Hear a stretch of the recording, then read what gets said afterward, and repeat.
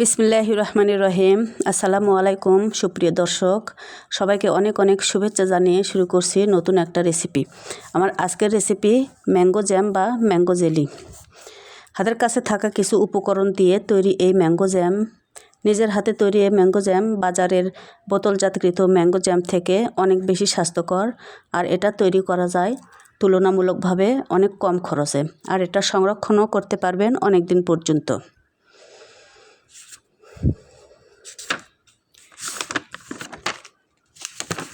তো চলে যাচ্ছি মূল রেসিপিতে। এখানে জ্যাম তৈরির জন্য আমি আটি এবং খোসা ছাড়া আম নিয়েছি 700 গ্রামের মতো, এটা পিউরি করে নেব। আর একটা অ্যাপল ব্যবহার করছি।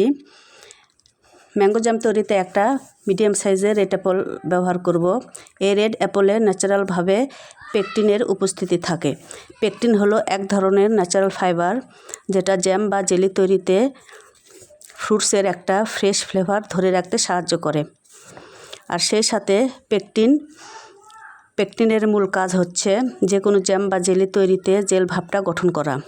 আর এখানে আমি অ্যাপেলের খোসা সহ ব্যবহার করলাম, কারণ ন্যাচারাল ফাইবারটা আপেলের খোসার নিচেই থাকে। তো এভাবে আপেলের মধ্য থেকে বিচি আর এই অংশটা আমি কেটে পরিষ্কার করে নেব, ফেলে দিব। আর এটা আমি ব্লেন্ড করে নেব।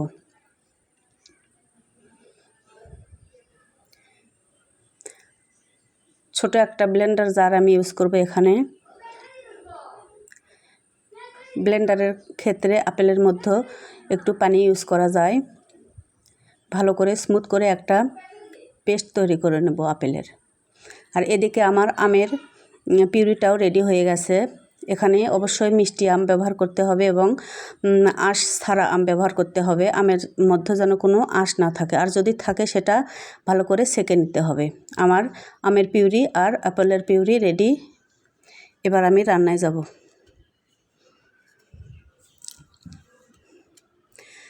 প্রথমে চুলায় আমি একটা প্যান নিয়ে নিলাম, আমের পিউরি দিলাম আর সে সাথে আপেলের পিউরিটাও দিয়ে দিলাম। মিডিয়াম হিটে আমি নেড়েচেড়ে একটুখানি জাল করে নেব, পানিটা একটু শুকিয়ে আসা পর্যন্ত।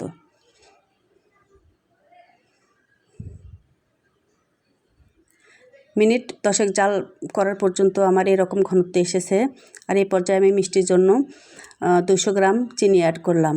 700 গ্রাম আমের পিউরির জন্য আমি 200 গ্রাম চিনি অ্যাড করলাম এখানে। চিনি থেকে যেহেতু পানি বের হয়, আবারও নেড়েচেড়ে অনবরত নেড়েচেড়ে আমি আরও কিছুক্ষণ জাল করে নেব। এ সময় খুব সাবধানে নাড়াচাড়া করতে হবে, যেহেতু ফুটে উঠে হাতে লাগার সম্ভাবনা থাকে। তো এ পর্যায়ে আমি একটা লেবুর পুরা রসই ব্যবহার করলাম। জেলি সংরক্ষণের জন্য, জেলি তৈরিতে যেহেতু আমি কোনো আর্টিফিশিয়াল সাইট্রিক অ্যাসিড ব্যবহার করছি না, তাই এখানে ন্যাচারাল একটা লেবুর রস ব্যবহার করলাম। এই লেবুর রসটা যেমন ফ্লেভারফুল হবে জেলিতে, তেমনি সংরক্ষণের সুবিধার্থেও কাজে আসবে। তো এভাবে অনবরত নেড়েচেড়ে আমি জেলিটা রান্না করে নেব। আর কনসিস্টেন্সিটা এরকম এসেছে, আমার কালারও একটু চেঞ্জ হয়ে এসেছে। তো সহনীয় পর্যায়ে রেখে, চুলার আঁচ সহনীয় পর্যায়ে রেখে আমি এ পর্যন্ত রান্না করলাম। আর ম্যাঙ্গো জ্যামটা পারফেক্ট হয়েছে কিনা একটু চেক করে নেব। সাদা একটা প্লেটে সামান্য একটু জ্যাম নিয়ে এভাবে গড়িয়ে গড়িয়ে নেব। যদি দেখছি জ্যাম থেকে পানি গড়িয়ে পড়ছে না, অথবা মাঝখান দিয়ে আঙুল দিয়ে একটু কেটে নেব, এপাশেরটা ওপাশে এবং ওপাশেরটা এপাশে আসছে না, তখন বুঝতে হবে আমার জ্যামটা পারফেক্ট।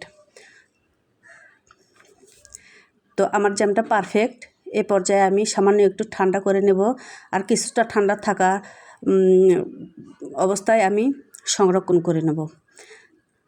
জ্যাম কিছুটা গরম থাকতে এটাকে সেট হতে দিতে হবে পরিষ্কার শুকনো কোনো কাঁচের পাত্রে, কারণ প্লাস্টিক বা যে কোনো অন্য কোনো পাত্রে সংরক্ষণের ক্ষেত্রে জ্যামটা নষ্ট হয়ে যেতে পারে। এভাবে করে 20% গরম থাকা অবস্থায় আমি জ্যামটি সংরক্ষণ করে নিলাম। আর একটু হাত দিয়ে ট্যাপ করে নেব, ভিতরে যেন কোনো বাতাস না থাকে।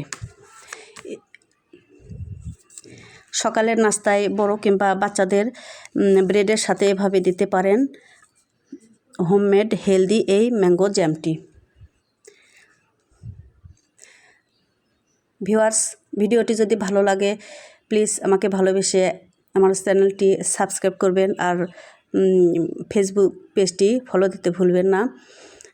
তো জ্যামটা সম্পূর্ণ ঠান্ডা হওয়ার পর আমি মুখটা আটকে রেখে ফ্রিজের নর্মাল চেম্বারে রেখে 2-3 মাস পর্যন্ত ব্যবহার করব।